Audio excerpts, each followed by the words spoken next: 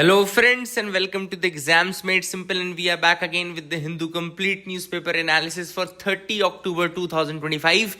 30 अक्टूबर 2025 का the Hindu newspaper analysis आपके लिए मैं लाया हूं। आई होप आप लोग को मज़ा आ रहा होगा, सीखने को मिल रहा होगा और यूपीएससी की जो प्रिपरेशन है वो आपकी थोड़ा सा आसान होगी, जो कि मेरा एम यही है। देखो, मैंने भी अपने लाइफ में 6 प्रीलिम्स दिए हैं और 6 के 6 प्रीलिम्स क्वालिफाई किए हैं। मैंने 4 मेंस क्वालिफाई किए हैं एंड इंटरव्यू दिया है, ठीक है। उसके बाद सिलेक्शन भी पाया है। तो यूपीएससी का जो जर्नी है वो मैंने बहुत अच्छे से कंप्लीट की हुई है and I have already I have told you that कि मैं जो चीज़ें बताऊंगा वही इंपॉर्टेंट होंगी। और देखो, इक्का दुक्का सवाल तो टफ आएंगे पेपर में, लेकिन जो मैक्सिमम चीज़ें अपन बताएंगे उसी हिसाब से क्वेश्चन भी आते हैं और वही पूछे भी जाएंगे, है ना। मैं ये नहीं कह रहा कि मैं डेफिनेटली वही क्वेश्चन बता दूंगा जो आएगा, लेकिन आपकी प्रिपरेशन एक सही तरीके से होगी और करंट अफेयर्स में आपका क्वेश्चन मिस नहीं होगा जहां तक है पॉसिबल है। और अगर मिस होगा तो फिर वो सबका ही मिस होगा। तो आप लोग प्लीज़ लाइक शेयर किया करें, एंड आप लोग कर रहे हैं, अच्छी बात है। आज भी हमने बताया कि 120 से 130 लाइक्स का टारगेट है, तो प्लीज़ आप लोग जो लोग भी देख रहे हो ना, चलो मुझे ये उम्मीद नहीं है कि मैं ये नहीं कह रहा हूँ कि 25,000 50,000 लोग देखें, पर अगर 500 लोग भी देख रहे हैं ना तो प्लीज़ आप लोग लाइक ज़रूर किया करें, है ना, क्योंकि उससे ही हमारा मोटिवेशन बनता है। कमेंट करा करें और सब्सक्राइब कर लें नहीं किया है तो। और आजकल वो बेल आइकॉन और ऑल नोटिफिकेशंस ऑन किए बिना नोटिफिकेशन नहीं जाते हैं यूट्यूब में, तो नीचे आप देख लीजिएगा हाइप बटन भी ऐड हो गई है, तो हाइप कर दीजिए। मतलब क्या क्या फ़र्क पड़ता है यार, ये सब तो फ्री में चीज़ें हो रही है ना। तो please do that from your and. I hope आपको अच्छा लगेगा। मैंने इसमें आज पीआईबी के भी कुछ न्यूज़ आर्टिकल्स इंक्लूड किए हैं जो हिंदू में नहीं आ रहे थे न्यूज़पेपर में, तो वो भी अपन ने इंक्लूड किए हैं। स्टार्ट करेंगे। चलो, सबसे पहले तो मैं वो एक्स्ट्रा न्यूज़ आर्टिकल्स बता देता हूं जो कि मैंने पीआईबी से लिखे हैं। पहली न्यूज़ है, एक तो national centre for biological sciences यानी कि एनसीबीएस, और एक international centre for theoretical sciences, है ना। इन दोनों ने मिलकर के TIFR यानी कि Tata institute of fundamental research के साथ मिलकर के एक नया प्रोग्राम लॉन्च किया जिसका नाम है कैलिबर प्रोग्राम, ठीक है। याद रखिएगा, national centre for biological sciences and international centre for theoretical sciences जो है, इन दोनों ने मिलकर under Tata institute of fundamental research एक प्रोग्राम स्टार्ट किया जिसका नाम है कैलिबर प्रोग्राम। कैलिबर का फुल फॉर्म क्या है? कैलिबर का फुल फॉर्म है centre for artificial learning and intelligence for biological research and education. बहुत ही सिंपल सी भाषा में बताऊं तो फुल फॉर्म से ही आप काम बता सकते हैं। इसका नाम लिखा है कैलिबर, फुल फॉर्म लिखा है centre for artificial learning and intelligence for biological research and education. मतलब कि बायोलॉजिकल रिसर्च में या बायोलॉजिकल एजुकेशन में आर्टिफिशियल लर्निंग एंड जो आपका इंटेलिजेंस है उसका इस्तेमाल किया जाएगा, ठीक है ना। इट्स अ स्टेप जहां पे इंटीग्रेट की जाएंगी दो चीजें। कौन सी चीजें? एक तो आर्टिफिशियल इंटेलिजेंस एंड उसके साथ इंटीग्रेट किया जाएगा बायोलॉजिकल रिसर्च को भी, ठीक है ना। तो आर्टिफिशियल इंटेलिजेंस के साथ बायोलॉजिकल रिसर्च को इंक्लूड किया जाएगा। एनसीबीएस यानी कि national centre for biological sciences, international centre for theoretical sciences, calibre programme बता दिया मैंने आपको क्या इसमें है। कुल मिलाकर के लाइफ साइंस को डाटा साइंस के साथ जोड़ा जा रहा है ना। Life science and data science को दोनों को जोड़ा जा रहा है। लाइफ साइंस कौन सी होगी? जो आपकी बायोलॉजिकल पार्ट हो गई, एंड डेटा साइंस कौन सी पार्ट हो गई? जो आपकी आर्टिफिशियल इंटेलिजेंस एंड ये मशीन लर्निंग वाला पार्ट हो गया, है ना। तो ये काफी इंपॉर्टेंट प्रोजेक्ट है एनसीबीएस का। तो I hope you got clarity regarding that. ये पूरा किसके अंतर्गत है? TIFR यानी Tata institute of fundamental research. Second जो प्रोग्राम है वो है MEG REAP REAP। अब ये एक्चुअली इसका फुल फॉर्म क्या है? Regenerative economies through accelerated and inclusive enterprises in Meghalaya. Regenerative economies through accelerated and inclusive enterprises in Meghalaya. तो MEG-REAP जो प्रोजेक्ट है वो मेघालय के लिए है। मेघालय गवर्नमेंट ने लॉन्च किया है इनिशिएटिव को, and it is under the Meghalaya basin development authority, MBDA जो है, मेघालय बेसिन डेवलपमेंट अथॉरिटी, ठीक है ना। एंड ये इसका एम क्या है? Basically it is aiming to make Meghalaya a $10 billion green economy by 2028। 2028 तक मेघालय को $10 बिलियन की ग्रीन इकोनॉमी बनाने का मेन एम है। आई होप यू गॉट क्लैरिटी। इसके अंतर्गत ऑब्वियस सी बात है, आप सबको पता है कि मेघालय का अगर हम एक्चुअल टर्म्स में बात करें तो 78% ऑफ एरिया जो है वो फॉरेस्ट कवर के अंदर है। ऐसे में इंपॉर्टेंट है कि हम उन रिसोर्सेज का यूज करें, यूटिलाइजेशन करें, है ना, एंड उसको एक डेवलपमेंटल स्टेट पे ले जाएं। तो इसका एम बेसिकली बैम्बू कल्टीवेशन से रहेगा, है ना। इसीलिए जो इनिशिएटिव है इस MEG-REAP का, उसका एम ये भी है कि जो बैम्बू है उसको ट्रांसफॉर्म करना into a sustainable economic driver, है ना, एक इकोनॉमिक ड्राइवर के रूप में बैम्बू कल्टीवेशन को आगे बढ़ाना and supporting the livelihood while maintaining ecological balance. अब दोनों चीजें यहाँ पे सपोर्ट करना है लाइवलीहुड को भी, उसको थोड़ा एक सस्टेनेबल इकोनॉमिक ड्राइवर भी बनाना है, बट इकोलॉजिकल बैलेंस के साथ, ठीक है ना। तो ये दो न्यूज आर्टिकल्स जो थे वो पीआईबी में थे, जो कि आपके हिंदू में नहीं आए थे न्यूज़पेपर में, वो मैंने आपको बता दिए। मूव करेंगे पहले हम क्वेश्चंस ऑफ द डे के साथ, ठीक है ना। बाकी आप लोग अब वीडियो में देखा करेंगे तो मैं वीडियो में पूरा टाइमलाइन डाल देता हूं, है ना। तो अगर आप लोग को कोई सेक्शन देखना है, लेकिन मेरा हिसाब से आप पूरा न्यूज़पेपर देखें। ये सेक्शंस मैंने सिर्फ इसलिए डाले हैं, कल को कोई आप लोग सर्च करेंगे कोई स्पेशल टॉपिक, और अगर हमने वो सेक्शन में डाला हुआ है ना, तो आपको डायरेक्ट टू टॉपिक मिल जाएगा, है ना। स्टार्ट करते हैं questions of the day. Question of the day में पहला जो सवाल है वो है, certain species of which one of the following organisms are well known as cultivators of fungi. इनमें से कौन सी स्पीशीज जो है वो कल्टिवेटर ऑफ फंजाई कहलाते हैं? A ants, B cockroach, C crab, या डी स्पाइडर। यूपीएससी का पुराना क्वेश्चन है, पूछा हुआ क्वेश्चन है। The correct answer for this is A ant, याद रखिएगा। क्वेश्चन नंबर 2 पे आते हैं, which one of the following has been constituted under the environmental protection act of 1986। इनमें से कौन सी बॉडी है जो एनवायरमेंटल प्रोटेक्शन एक्ट 1986 के अंतर्गत बनाई गई है? ऑप्शंस हैं आपके सामने, national water commission, national ground water board, national central ground water authority, या national water development agency. This is a question to you, I hope आप लोग इसका आंसर कर पाएंगे। ये बहुत आसान सवाल है। थर्ड का मैं आंसर बता, देखो एक क्वेश्चन मैं आप लोग को छोड़ता हूँ, क्योंकि ये बहुत आसान सवाल है। इसको आप एक बार सर्च भी कर सकते हैं, सारे का नाम एक बार डाल कर, तो इससे आपको चारों का सीखने को मिल जाएगा।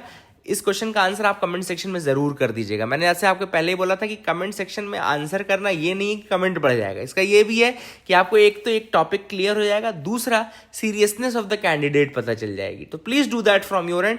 थर्ड क्वेश्चन जरूर अच्छा है, ग्रीन वॉशिंग, ये भी क्वेश्चन आया हुआ है, 2 बार क्वेश्चन आया हुआ है ये।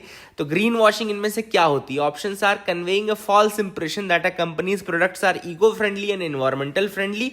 दूसरा है non inclusion of ecological environmental cost. Third, ignoring a disasters ecological consequence, making mandatory for provisions for environmental cost. बहुत ही आसान सवाल है। The correct answer is A. मतलब जब आप झूठ बोलते हो कि आपका प्रोडक्ट इकोनॉमिकली मतलब इकोलॉजिकली स्टेबल है, इकोलॉजिकली साउंड है और इको फ्रेंडली है, जबकि वो नहीं रहता है, तो आप ऐसा फॉल्स इंप्रेशन जब क्रिएट करते हैं ना, तो उसको हम क्या बोलते हैं? उसको हम बोलते हैं कि ये ग्रीन वॉशिंग कर रहा है। तो ये 3 सवाल थे जो आप लोगों ने देखे।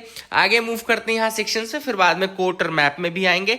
आगे देखते हैं और क्या इंपॉर्टेंट न्यूज आर्टिकल्स है जिनके बारे में हमको डिस्कस करना है। तो यहाँ पे, Chennai to become cruise hub as firm plans expansion. तो एक्चुअली ये एक प्राइवेट फर्म का नाम है, प्राइवेट फर्म है, उसके बारे में है। प्राइवेट फर्म का नाम क्या है? Leisure tourism limited. तो लीजर टूरिज्म लिमिटेड की एक क्रूज चलती है, आप लोग जानते भी होंगे जो महाराष्ट्र साइड रहते हो या जो नहीं भी रहते हो, तो उस क्रूज में एक्चुअली मैं भी एक बार गया हुआ हूँ, कॉर्डेलिया क्रूज करके। कॉर्डेलिया बहुत फेमस है, कॉर्डेलिया क्रूजेस, है ना। 70-80 हज़ार में ये लक्षद्वीप और ये सब घुमा देते हैं, बहुत सस्ता भी है, बहुत ज़्यादा वो भी नहीं है। तो कॉर्डेलिया क्रूजेस का अभी तक जो होम पोर्ट था वो था मुंबई, है ना। But now they are stretching and now they will make 2-3 नए जगह हैं जहाँ पे हब बनाएंगे। उसमें से सबसे इंपॉर्टेंट है Chennai. Chennai will be a home port now, है ना। होम पोर्ट का मतलब क्या होता है? Where the ship departs and make voyage and returns, है ना। मतलब होम पोर्ट का मतलब वहीं से चलेगी, घूम फिर के वहीं आ जाएगी, है ना। देन इसके अलावा गोवा को भी वो हब बनाने की कोशिश कर रहे हैं। तो this is one of the things which you can just understand, जानने के लिए है, ठीक है, याद रखिएगा। Tourism search forces safari limits इन टाइगर रिजर्व। तो यहाँ पे टाइगर रिजर्व के नाम आए थे, तो बस आपको नाम और प्लेस इंपॉर्टेंट है, याद रखिएगा। बांदीपुर टाइगर रिजर्व और नागरहोल, है ना।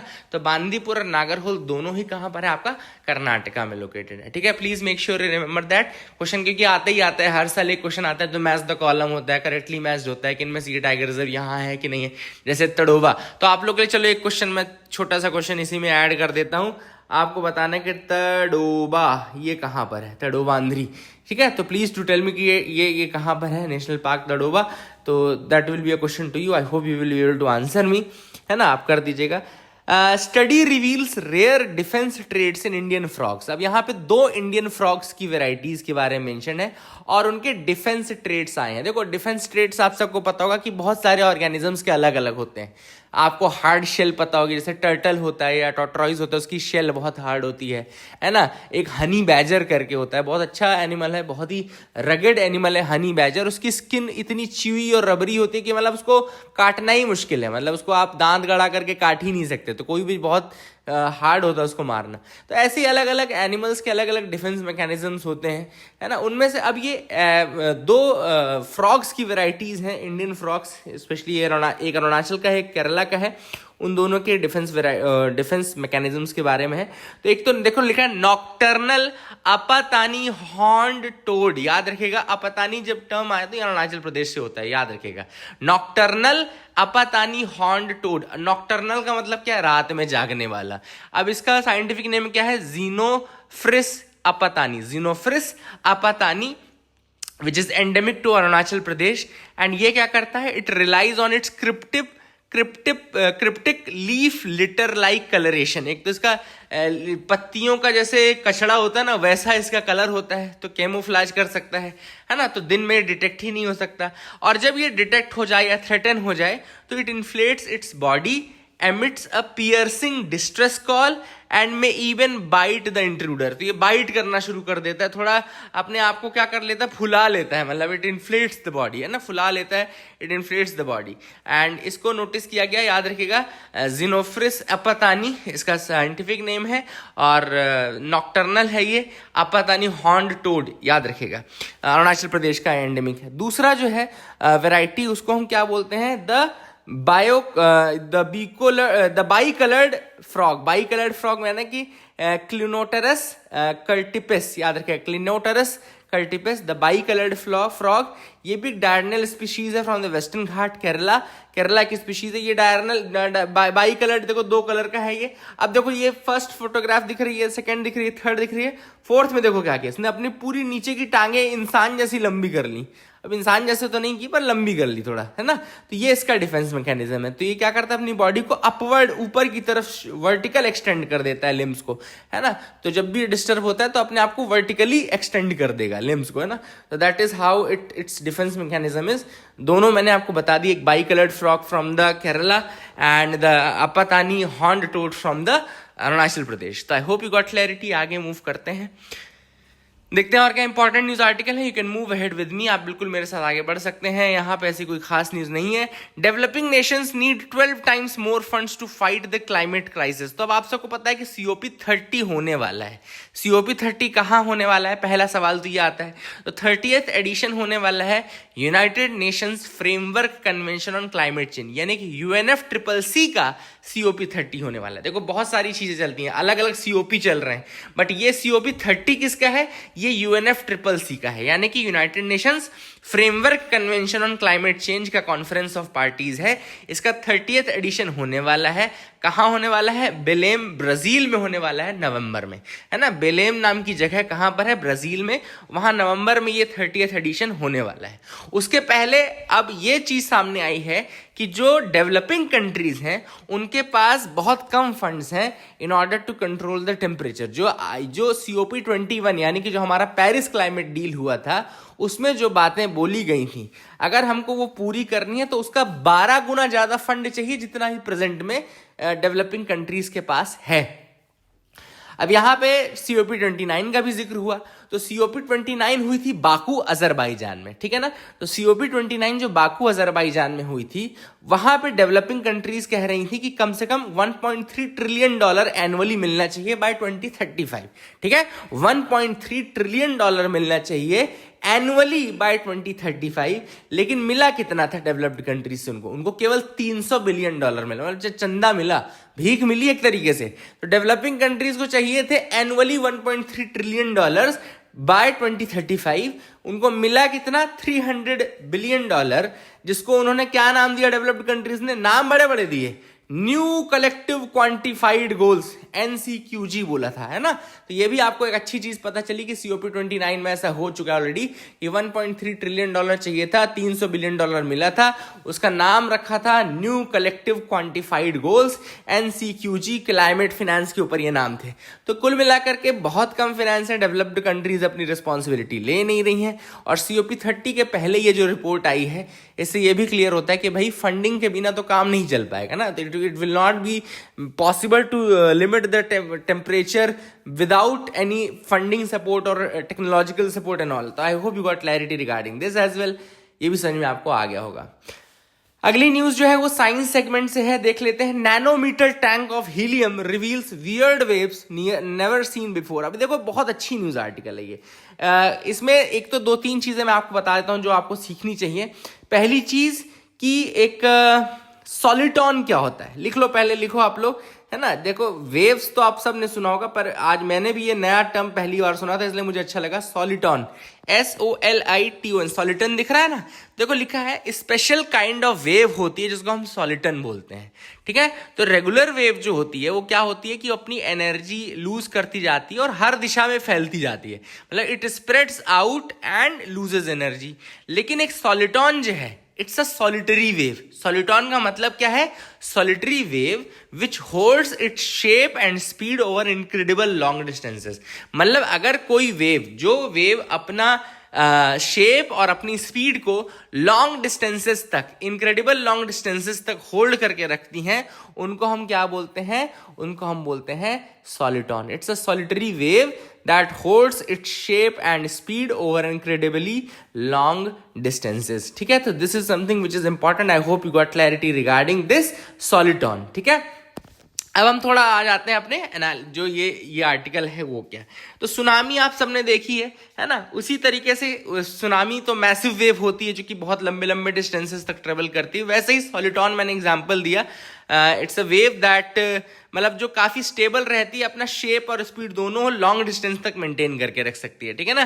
तो यहाँ पर ऑथर ने क्या किया है, यहाँ एक साइंटिफिक एक्सपेरिमेंट के बारे में बताया गया जो क्वींसलैंड ऑस्ट्रेलिया में हुआ है, जहाँ पे वेव्स को स्टडी करने का नया तरीका ढूंढ लिया। देखो वेव्स तो समुंदर में बनेंगी, ओशियन में बनेंगी, तो ओशियन तो नहीं ला सकते आप लेबोरेटरी में, तो आपने क्या किया, they have done is that going micro या गोइंग नैनो, है ना, गोइंग क्वांटम। तो माइक्रो नैनो स्केल पे, क्वांटम स्केल पे कुल मिलाकर के चले गए हैं और उसको स्टडी कर रहे हैं अब एक चिप सेट पे, मतलब चिप पे वेव क्रिएट कर रहे हैं, ठीक है ना। चिप पे वेव क्रिएट करने के लिए उन्होंने लिक्विड हीलियम का यूज किया है, एक नैनो चिप का यूज किया है ना, एंड सुपर फ्लूइड हीलियम से बेसिकली वो वेव्स क्रिएट कर रहे हैं, सुपर फ्लूइड हीलियम से वेव्स क्रिएट कर रहे हैं, ठीक है।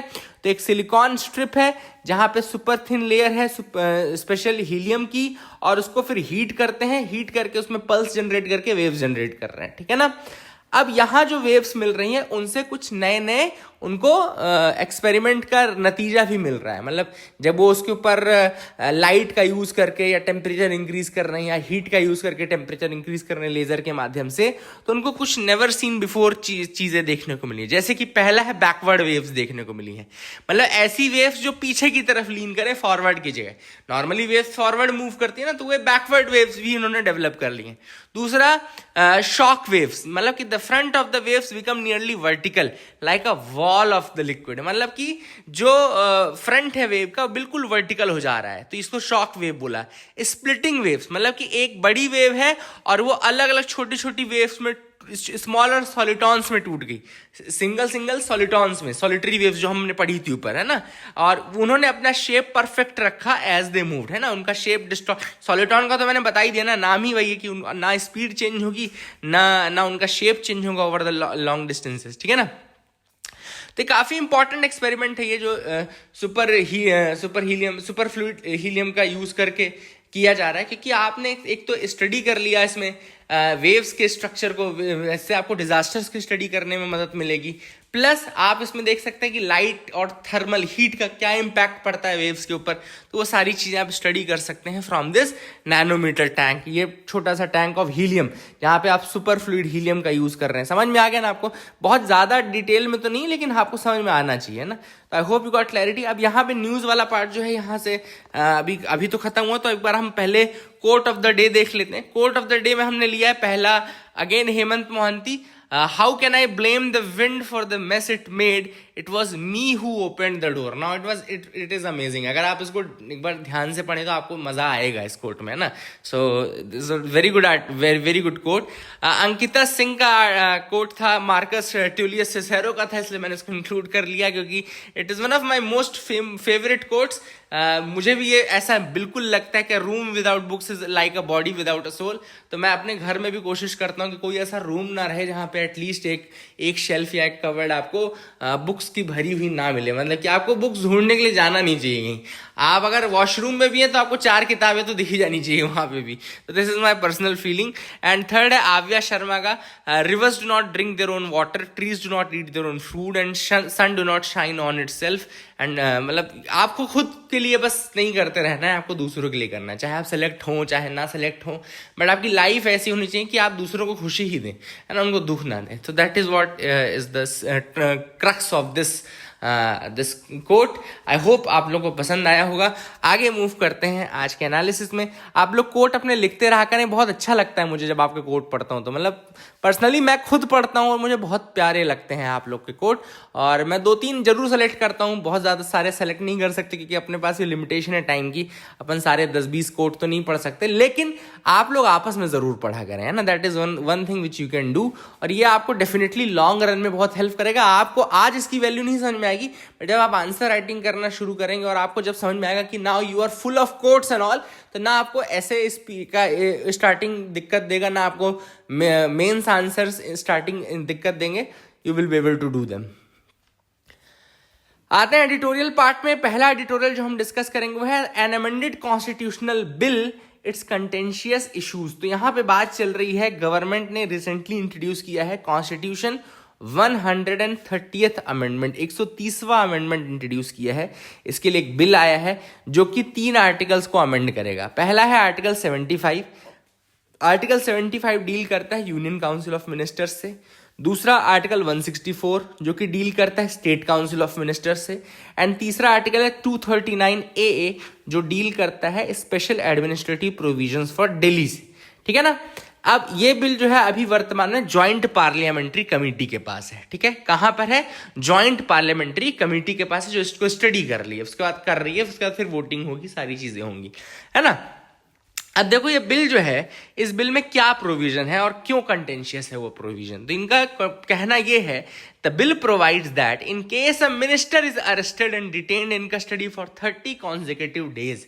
सपोज करो कोई मिनिस्टर है और वो अरेस्ट हो जाता है और डिटेन रहता है कस्टडी में for 30 consecutive days for an alleged offence punishable with imprisonment, है ना, for an alleged offence punishable with imprisonment which may extend up to 5 years और मोर। मतलब किसी ऐसे क्राइम में जिसमें 5 साल तक की सजा है या ज्यादा की, तो अगर 30 दिन तक कंटिन्यूसली अगर वो डिटेन रहता है कस्टडी में, then he shall be removed from office by the president on the advice of the prime minister. तो he will be removed from the office by the president on the advice of the prime minister, जो कि 31st day में हो जाएगा। ठीक है ना।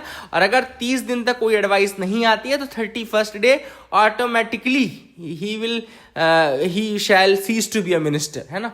Automatically ही shall cease to be a minister on the 31st day, अगर कोई एडवाइस नहीं आता है तो। ठीक है, तो दिस इज वेरी इंपॉर्टेंट। अब देखो ऑथर ने कहा है कि ये क्यों कंटेंशियस है। ऑब्वियस सी बात है, कंटेंशियस है इशू। पहली चीज तो कि जो गवर्निंग सेंट्रल में जो रूल करने वाली पार्टी रहती है, it can misuse this very easily, है ना। इंडिया में बहुत आसान है किसी को डिटेन करके 30 दिन तक रख लेना। आप एग्जांपल देख सकते हैं, जब सोनम वांगचुक जैसा व्यक्ति जेल से नहीं निकल पा रहा है और उसको अरेस्ट कर लिया गया है for I don't know which crime, तो आप देख सकते हैं all these things can happen very easily in India, है ना। तो यहाँ पर जो डर लग रहा है अपोजिशन को भी और जो इसका क्रिटिक आया है वो यह है कि it can be harmful for the democracy in the long run. देखो ये बिल्कुल सही बात है कि कोई व्यक्ति अगर एक्यूज है या कोई नॉट जस्ट एक्यूज, कोई व्यक्ति अगर मतलब क्रिमिनल है तो उसको इंडिया में मिनिस्टर रहने का कोई अधिकार नहीं है, बिल्कुल सही बात है। बट सिर्फ और सिर्फ अरेस्ट कर लेने से कोई जुर्म साबित नहीं होता है ना। ऑब्वियस सी बात है, हमने ऐसे भी देखे हैं केसेस इंडिया में जो 5-5 साल तक अरेस्ट रहे हैं बट वो बाइज्जत बरी हुए हैं उसके बाद, है ना। तो just merely a person is arrested doesn't make him a criminal, है ना। एंड सिमिलरली अगर कोई व्यक्ति बाहर है तो वो अच्छा साधु इंसान नहीं है, ये भी बिल्कुल सही बात है। कई क्रिमिनल्स ऐसे हैं जो बिल्कुल बाहर हैं। तो वही वाली बात जो मैं बताऊंगा कि just merely arresting shall not be the ground, and इसके ऊपर चेक एंड कैविएट जरूर होना चाहिए, इसीलिए क्रिटिसिज्म है इस डिसीजन का। एंड जो है इंडिया में दूसरी चीज ये कि बहुत सारे एक्ट्स ऐसे हैं जहाँ पे बेल बहुत टफ होती है, मतलब कंटिन्यूअस 30 दिन जेल रहना आसान है। क्यों? क्योंकि देखो नॉर्मली तो सुप्रीम कोर्ट ने बोला है कि भाई बेल को नॉर्म बनाओ, बेल को एक्सेप्शन मत रहने दो, बट वो बेल इतनी आसानी से मिलती नहीं है, स्पेशली जब मान लो केस एनएसए का हो या फिर सपोज करो आपका एनडीपीएस का एक्ट हो, तो उसमें तो फिर और ज़्यादा टफ हो जाता है बेल का मिलना। तो कुल मिलाकर के ऑथर ने वही बोला है कि now this can be a provision, जो कि लगेगा ऊपर ऊपर से कि हाँ ठीक है आप क्लीन कर रहे हैं पॉलिटिक्स को, लेकिन इसका मिसयूज किया जा सकता है। और जो आपके मिनिस्टर्स हैं, सपोज करो किसी स्टेट में नॉन रूलिंग पार्टी के मिनिस्टर्स हैं, तो फिर उनको हटाना बहुत आसान हो जाता है ना। So this is how it can be misused. I hope you got clarity regarding this article. समझ में आ गया होगा आपको। दूसरा है a decade after Paris Accord an unstoppable transition। तो मैंने आपको बता दिया था ऑलरेडी कि पेरिस जो डील हुई थी, पेरिस क्लाइमेट डील, वो 2015 में हुई थी COP21 के अंतर्गत, ठीक है ना। उसका एम था कि 2 डिग्री सेंटीग्रेड से कम रखना है टेम्परेचर, लेकिन आइडियली 1.5 डिग्री सेंटीग्रेड से कम रखना है, ठीक है ना। अब 10 साल बाद हम स्टिल राइजिंग टेम्परेचर हो रहा है, अभी भी एमिशन बढ़ रहा है, ठीक है ना। और प्रोग्रेस लेकिन कुछ हुई है, जहां हम एक तरफ लग रहा था कि 4 डिग्री 5 डिग्री तक बढ़ जाएंगे, अभी केवल 2 डिग्री 3 डिग्री के बीच में है, ठीक है।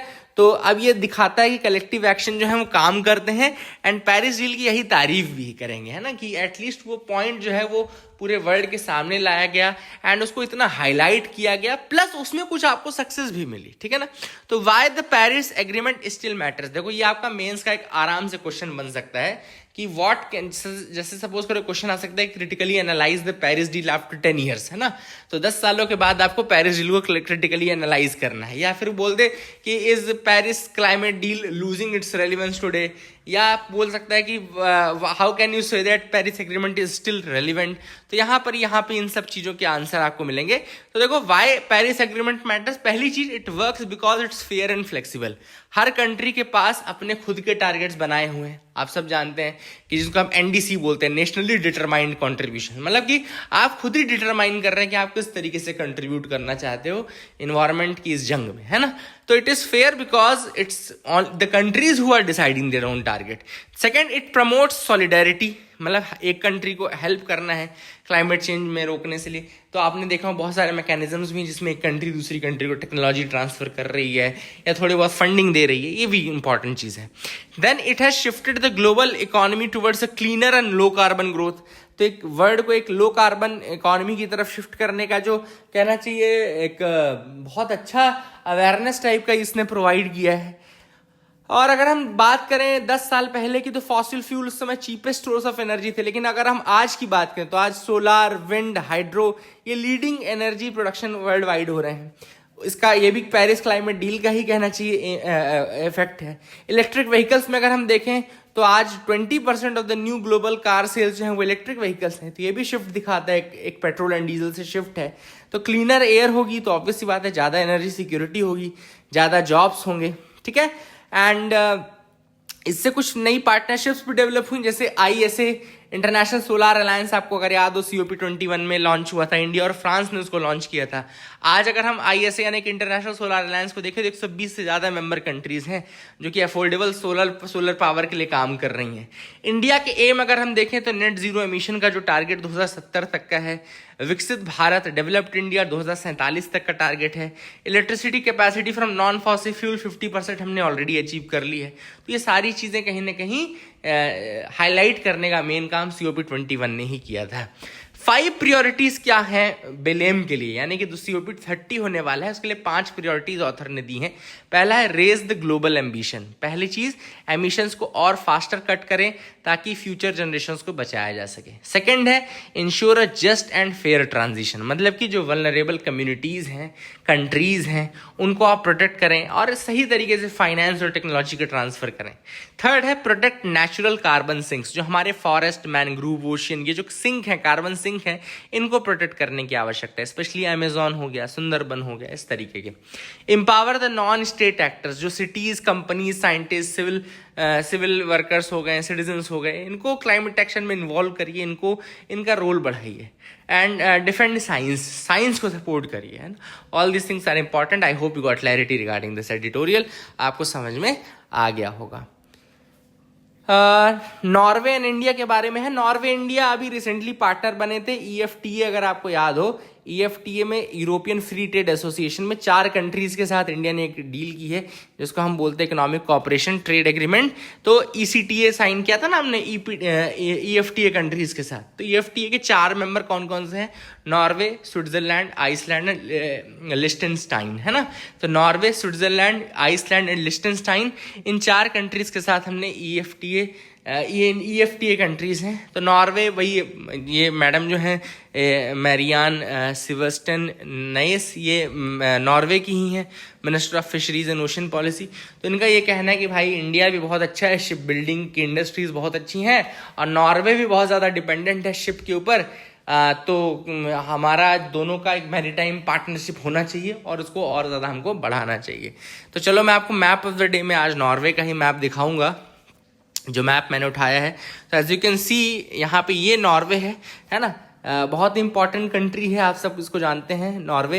एंड नॉर्वे के साथ जुड़ा हुआ आपको यहाँ पर 3 कंट्रीज तो बिल्कुल आसपास ही हैं, लेकिन यहाँ पे नॉर्वे हो जाता है, देन आपका यहाँ पे आगे फिनलैंड आ जाता है, फिर स्वीडन आ जाता है। तो ये तीनों कंट्रीज एक जैसी ही हैं, है ना। एंड ये आप दिख रहा होगा, नॉर्वे, स्वीडन, फिनलैंड, ठीक है। तो नॉर्वे की अगर हम बात करें तो यहाँ पे बहुत सारे स्कैंडिनेविया का पार्ट होता है, it is the part of Scandinavia. Scandinavian countries में हम पढ़ते हैं नॉर्वे को, ये भी एक इंपॉर्टेंट चीज़ है, आप याद रखिएगा। एंड यहाँ पे नॉर्वे आप दिख रहा होगा ऊपर, एंड माउंटेन्स कुछ यहाँ पे आपको दिख रहे होंगे, जैसे कि स्कैंडिनेवियन माउंटेन्स दिख रहा है ना। All this things are important. And Trondheim, ये इंपॉर्टेंट जगह है, एक दिख रही है। अटलांटिक ओशन वाला पार्ट है, इधर साइड से करंट भी आता है, नॉर्थ अटलांटिक ड्रिफ्ट। अगर हम ज्योग्राफिकल बात करें तो नॉर्थ अटलांटिक ड्रिफ्ट भी वहाँ से आता है। एंड इसके अलावा बीच में नॉर्वे और स्वीडन के बीच में इधर आपको गल्फ ऑफ बोथनिया देखने को मिलती होगी, है ना, गल्फ ऑफ बोथनिया। तो ये भी आप देख सकते हैं। And that is something which is important. यहाँ पे नॉर्वे की कैपिटल्स ओस्लो भी आपको दिख रहा होगा, देयर इज ओस्लो, है ना, Oslo is there, Norway capital. And I hope you got clarity regarding this, समझ में आ गया होगा आपको, है ना। फिनलैंड की कैपिटल हेलसिंकी है वहाँ पे, और स्वीडन की स्टॉकहोम है वहाँ पे। तो आपको ये सारी चीज़ें दिख रही होंगी। आई होप यू गॉट क्लैरिटी। तो ये थोड़ा सा मैप देख लेना है, इसको अपने से भी देख लेना है एक बार। आगे मूव करते हैं, देखते हैं और क्या इंपॉर्टेंट है। What is China's complaint against India at the WTO। अब WTO यानी कि वर्ल्ड ट्रेड ऑर्गेनाइजेशन में चाइना ने जाके इंडिया के वो ये बुराई की है कि अरे पीछे से मारता है ऐसे। तो ये कौन सी चीज़ बुराई की है? इन्होंने कहा है बेसिकली PLI स्कीम के बारे में, प्रोडक्शन लिंक्ड इंसेंटिव स्कीम, ठीक है। प्रोडक्शन लिंक्ड इंसेंटिव स्कीम जो है इंडिया की स्कीम है, जिसमें वो बोलते हैं कि भाई 2020 में स्टार्ट हुई थी और कंपनीज को इनकरेज करने के लिए की गई थी, ताकि वो इंडिया में ज़्यादा से ज़्यादा मैन्युफैक्चर करें। जितना प्रोडक्शन करेंगे उतना इंसेंटिव मिलेगा, ठीक है। तो चाइना का कहना है कि जो प्रोडक्शन लिंक्ड इंसेंटिव स्कीम है 2020 की, ये एक तरीके से अनफेयर एडवांटेज देती है कंपनीज को, और ये अनफेयर ट्रेड एक तरीके से कहना चाहिए डिस्टॉर्ट करती है, इंटरनेशनल ट्रेड को भी एक तरीके से डिस्टॉर्ट करती है। यही वो लेकर के गया है चाइना WTO के पास, ठीक है ना, कि भैया आप एक तरीके से मैन्युफैक्चरिंग हब बना रहे हो पैसे का लालच दे करके अपने आप को, ठीक है ना। तो चाइना ने वही कहा कि एडवांटेज है भाई कंपनीज को जो कि इंडियन मेड मटेरियल यूज करेंगी, तो उनको ऑब्वियस सी बात है एक तरीके से ये डिस्टॉर्ट करने की कोशिश की जा रही है, ठीक है। और ऑटो सेक्टर में जैसे PLI requires 50% domestic value addition, आपने एक और कंडीशन डाल रखी है कि 50% आपको सामान डोमेस्टिक यूज करना है। तो ये कंडीशन भी जो है वो ट्रिम्स एग्रीमेंट के अकॉर्डिंग आप नहीं लगा सकते हैं, जो WTO का एग्रीमेंट भी है। तो चाइना ने यही कंप्लेंट की है WTO में। WTO अगर आपको बताऊं तो 1995 में बना था, 1 जनवरी 1995 में, और ये मराकेश एग्रीमेंट के अंतर्गत बना था। 123 कंट्रीज थी जिसने इसको साइन किया था, और उसके पहले यानी WTO के पहले 1948 से एक बॉडी चल रही थी GATT, general agreement on tariff and trade, उसको हटा करके फिर उसकी जगह पर WTO लाया गया 1995 में। WTO की जो टॉप डिसीजन मेकिंग बॉडी होती है वो मिनिस्ट्रियल कॉन्फ्रेंस होती है, जो कि हर 2 सालों में एक बार मिलती है, ठीक है ना। तो I hope you got clarity regarding this. कुछ फैक्ट्स थे जो आपको समझ में आ गए होंगे। अगला है how do cyclones form and measured. कल की न्यूज एनालिसिस में भी था, 4 दिन पहले भी था। मैंने आपको जो कंडीशंस बताई थी सेम टू सेम कंडीशंस लिखी हुई हैं। आप लोग कमेंट सेक्शन में अगर मुझे बता सको तो अच्छी बात है, नहीं तो एक काम करो, गूगल करो what are the 5 conditions for formation of a cyclone. मैं आपको फिर से बता देता, चलो एक बार फिर बता देते हैं अपन, कोई दिक्कत नहीं है। तो साइक्लोन बनने की जो कंडीशन है उनमें सबसे आसान, सबसे इंपॉर्टेंट जो कंडीशन होती है वो होती है, पहली चीज टेम्परेचर 27 डिग्री से ज़्यादा होना चाहिए, 27 डिग्री से ज़्यादा टेम्परेचर होना चाहिए। दूसरी बात क्या होनी चाहिए, इसमें एक low pressure area already exist करना चाहिए, है ना, जहां से फिर क्योंकि लो प्रेशर एरिया सेंटर होता है जिसको हम आई ऑफ द साइक्लोन बोलते हैं, low pressure area I of the cyclone होता है, ठीक है। तीसरा जो होना चाहिए वो डिस्टर्बेंस होना चाहिए। डिस्टर्बेंस किसको बोलते हैं पता है, अपर डाइवर्जेंस ऑफ एयर को, मतलब अपर डाइवर्जेंस ऑफ एयर होना चाहिए, ऐसे नीचे नहीं आनी चाहिए हवा, ऊपर जानी चाहिए, डाइवर्ज होनी चाहिए, ठीक है। एंड चौथी जो कंडीशन है, बहुत इंपॉर्टेंट कंडीशन, वो ये है कि कोरियोलिस फोर्स होना चाहिए, कोरियोलिस फोर्स एग्जिस्ट करना चाहिए। यही एक रीजन है कि इक्वेटर के पास साइक्लोन्स नहीं फॉर्म होते हैं, क्योंकि वहां पे कोरियोलिस फोर्स नहीं होता है, नियर जीरो रहता है, इसीलिए वहां पे साइक्लोन्स 5 डिग्री तक, 0 से 5 डिग्री लैटिट्यूड में तो साइक्लोन्स बनते भी नहीं है, ठीक है। और एक और कंडीशन होती है कि जो वर्टिकल एयर स्पीड है, विंड स्पीड, जो वर्टिकल विंड स्पीड है उसमें वेरिएशन बहुत कम होना चाहिए। It should have negligible variation in the wind speed, vertical wind speed, ठीक है। Sorry, I hope you got clarity regarding this as well. समझ में आ गया होगा आपको। India mulls a $12 billion plan to bail out the डेब्ट laden state power discom. जो स्टेट के पावर डिस्ट्रीब्यूशन कंपनीज हैं उनके डेट के लिए $12 बिलियन का बेल आउट प्लान लेकर के गवर्नमेंट आई है। लेकिन ये बेल आउट प्लान क्या है, सिंपल सी बात आपको बता दूं, 3 तरीके के ऑप्शन है। पहला ऑप्शन ये है कि आपको एक नई कंपनी बना करके प्राइवेट कंपनी में 51% डाइवेस्ट करना पड़ेगा, ठीक है ना, तब आपको 50 साल का इंटरेस्ट फ्री लोन मिल जाएगा प्राइवेटाइज्ड फर्म के नाम पे। दूसरा, सेकंड ओपिनियन ये है कि स्टेट्स जो हैं वो अपना 26% इक्विटी जो है वो प्राइवेटाइज कर दें, up to 26% of the equity in an existing state own of an existing state own power discom company जो है वो प्राइवेटाइज कर दें, ठीक है, तो इनको लो इंटरेस्ट लोन मिल जाएगा। देन थर्ड ऑप्शन दिया कि अगर आप इस तरीके से ट्रांसफर नहीं करना चाहते, प्राइवेटाइजेशन नहीं करना चाहते, तो आप अपने आप को एक रिकॉग्नाइज्ड स्टॉक एक्सचेंज में 3 साल के अंतर्गत अंदर ही रजिस्टर कर लो, रिकॉग्नाइज्ड स्टेट मतलब स्टॉक एक्सचेंज में, ठीक है ना, विद इन 3 years। तो ये 3 ऑप्शन दिए गए हैं बेल आउट के लिए। आई hope you got clarity regarding these 3 options. That is it for the day. I hope आपको मजा आया होगा। Keep loving us, keep sharing us. Thank you and have a nice day. Like जरूर करना है ना।